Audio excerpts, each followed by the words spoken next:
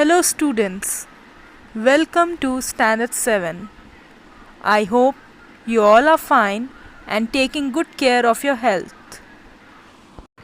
Myself Ashwini Thakur and I am here to teach you all English literature.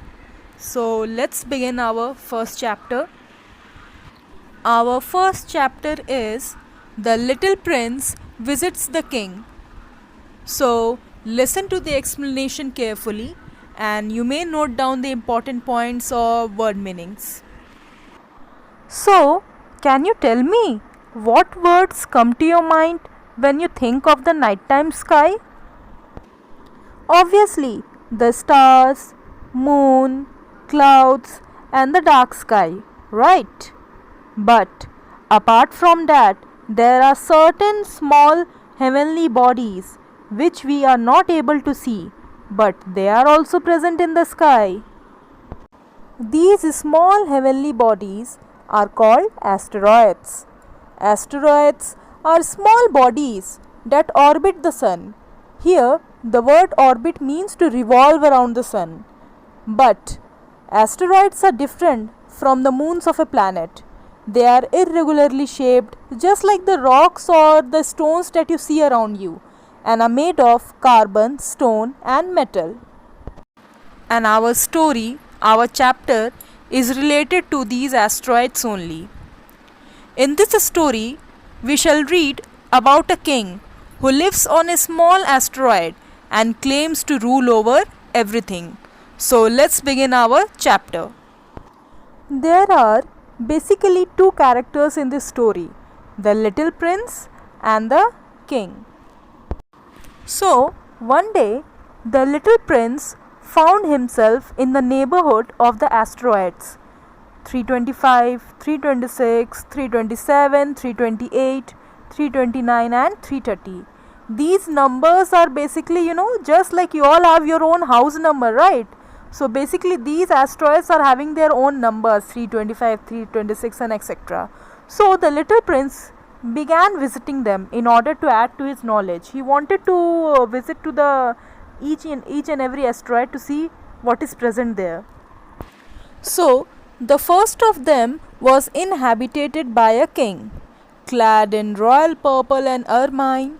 Here the word ermine is like a winter coat made of fur, which usually represented the rank or position or status of the king. So that king was seated upon a throne which was at the same time both simple and majestic. Here the word majestic means grand and impressive. Here is a subject, exclaimed the king when he saw the little prince coming. Do you know what is subject or why the king addressed someone as subject? Here the word subject means someone or something that is under the control of another. And this king was very proud of himself and he always used to address anyone as his subject. So the little prince asked himself, how could he recognize me when he had never seen me before? He did not know how the world is simplified for kings. To them all men are subjects. Means the king has the right to control each and every one of them, each and every people. So the king said, approach so that I may see you better. Means come a little close to me so that I can see you much better. And he told in a very proud way, as if at last he became a king over somebody. The little prince looked everywhere to find a place to sit down, but the entire planet was crammed. Here the word crammed means it was completely filled with stuffs and all the things. No space was left for him to sit. And since he was obstructed by the king's magnificent ermine robe, so he remained standing upright. And since he was tired, so he started yawning. So the monarch said to him, here the word monarch means the king. He said to the little prince that it is contrary to etiquette to yawn in the presence of a king.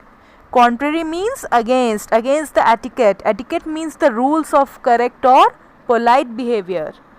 To yawn in the presence of a king. I forbid you to do so, Forbid means to stop. I can't help it. I can't stop myself, replied the little prince, thoroughly embarrassed. I have come on a long journey and I have had no sleep. The little prince, he was so tired, and since he got no place to sit, so he can't stop yawning. Ah, then, the king said, I order you to yawn. It is years since I have seen anyone yawning. Yawns to me are objects of curiosity. Here, the word curiosity means a strong desire. Come now, yawn again. It is an order. That frightens me. I cannot any more, murmured the little prince, now completely abashed. Here, the word abashed means ashamed. Replied the king. Then I order you sometimes to yawn and sometimes to, and no, after speaking all this, he stopped. He sputtered a little and seemed vexed. Here, the word sputtered means to make some kind of, explosive sound, to make sound out of shock. And then he seemed vexed. Who seemed vexed? The king. Here, the word vexed means to get upset or annoyed. The king only wanted someone to obey him.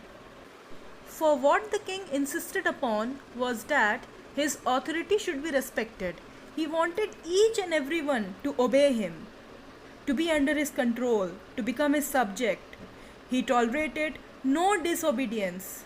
He was an absolute monarch, an absolute king, an absolute ruler.